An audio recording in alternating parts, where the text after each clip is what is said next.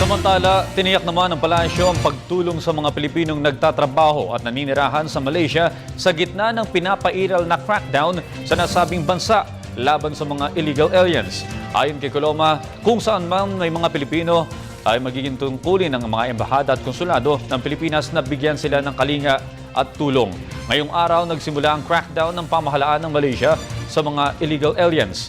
Ayon sa DFA, ang ilan sa mga Pilipinong matagal nang naninirahan sa Sabah ay maaaring maging target ng crackdown na ito.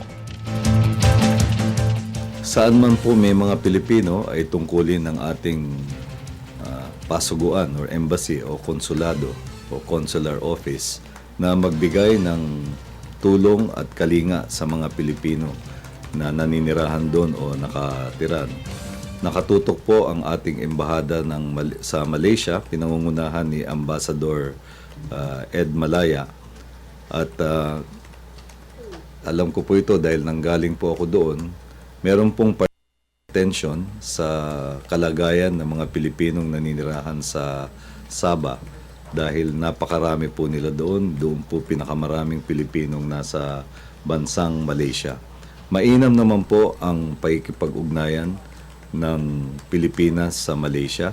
Pansinin po natin na ang Malaysia ang facilitator ng isinasagawang Bangsamoro Peace Talks.